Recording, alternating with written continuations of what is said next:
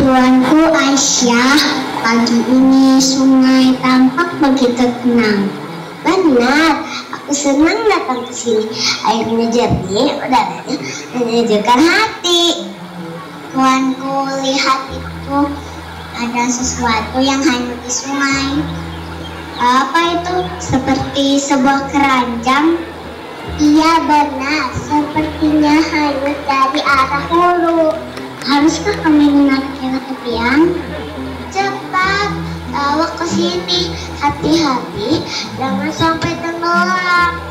Barada yang menarik ranjang ke tepi sungai, lalu membukanya perlahan. Ah, ini bayi.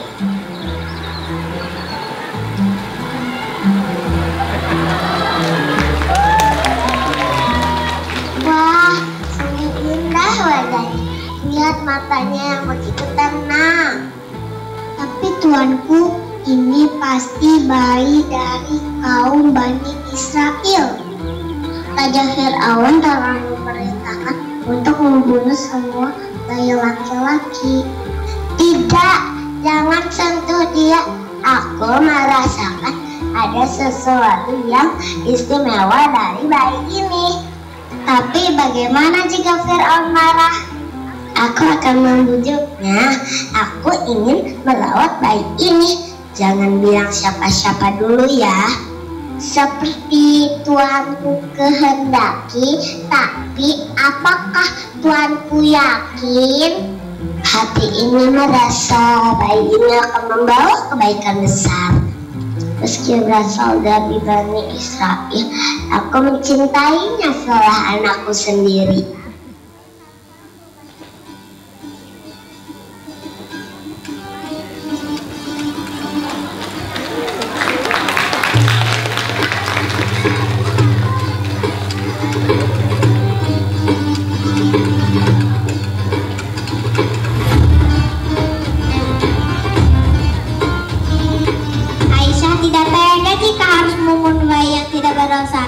Akhirnya dia mengangkat bayi itu menjadi anaknya dan memberinya nama Musa, yang artinya diangkat dari air, kelak dia akan menjadi Nabi Allah.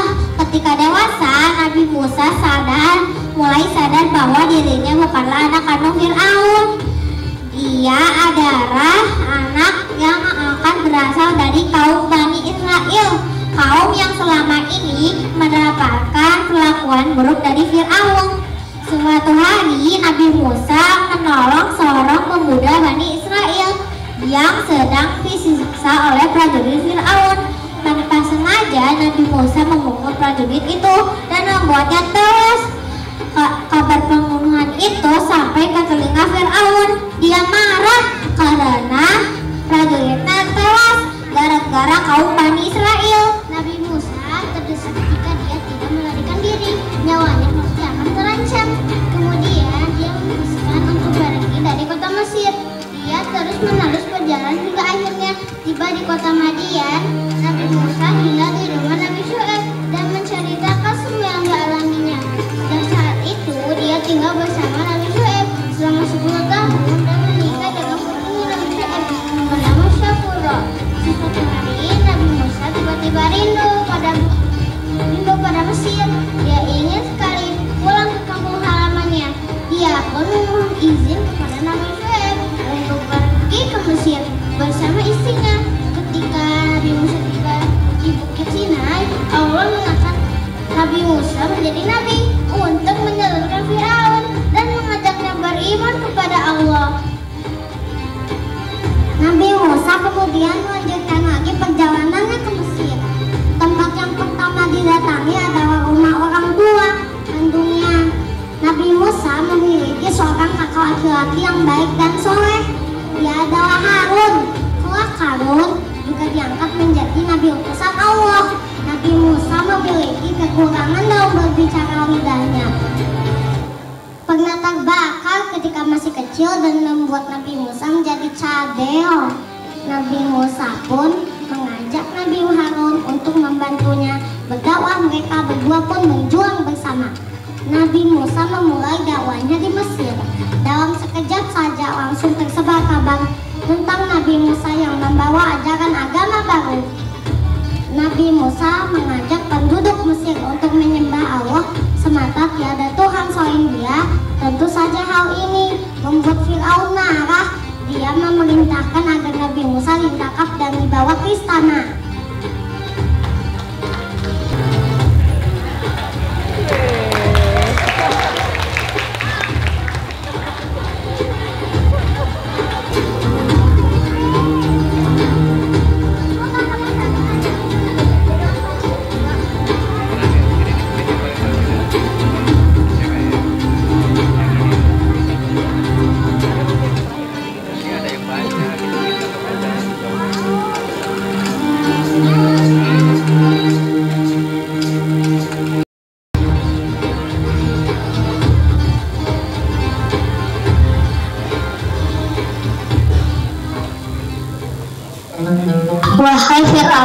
kami adalah utusan dari Tuhan semesta alam. Bebaskanlah Bani Israel dan sembahlah Allah. Utusan? Aku adalah Tuhan kalian yang paling tinggi. Mana buktinya kalau kau dari Tuhan? Tuhan kami adalah Tuhan langit dan bumi. Tidak ada yang setara dengannya. Hah? Kalian ingin memberontak? Aku akan buktikan siapa yang berkuasa. Wahai para penyihir, jika kalian bisa kalahkan Musa, kalian akan aku beri hadiah besar. Wahai Musa, apakah engkau yang melempar lebih dulu atau kami? Lemparlah lebih dulu. Tukang sihir melempar tahi dan tongkat mereka dan berubah seperti ular kecil karena sihir. Musa, mereka bisa membuat ular. Musa merasa takut sejenak, lalu Allah menenangkannya dan Allah berfirman, wahai Musa, janganlah engkau takut, engkau pasti menang, lemparkanlah tongkatmu. Musa melempar tongkat berubah menjadi ular besar dan menelan semua ular sihir. Kami beriman kepada Tuhan Musa dan Harun. Apa? Kalian beriman padanya sebelum aku izinkan kalian berkhianat? Kami tidak peduli. Yang Musa bawa pohon sihir itu kebenaran dari Tuhan. Wahai Firaun, aku adalah utusan dari Tuhan semesta alam. Biarkanlah Bani Israel pergi bersamaku. Nabi Musa dan pengikutnya meninggalkan istana Fir'aun. Pengawal, ikut denganku. Baik, Raja.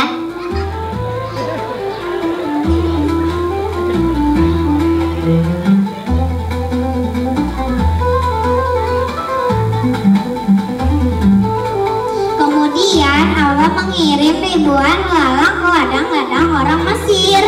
Akibatnya mereka pun gagal panen dan warga berbondong-bondong menemui Nabi Musa, meminta untuk menghilangkan azab-azab ini dan berjanji akan beriman kepada Allah. Nabi Musa menghentikan azab-azab itu, tetapi mereka mengingkari janji Allah pun menurunkan azab-azab lainnya. Bukanlah sadar Fir'aun, justru menuduh Nabi Musa lah sumber bencananya. Pasukan Fir'aun memburu semua pengikut Nabi Musa. Dalam keadaan terdesak, Nabi Musa menerima wahyu dari Allah untuk keluar dari Mesir dan pergi ke Batu Maqdis. Nabi Musa terpaksa di tepi Laut Merah. Mereka tidak punya perahu ataupun kapal untuk menyeberang, padahal tentara Fir'aun terus mengejar mereka.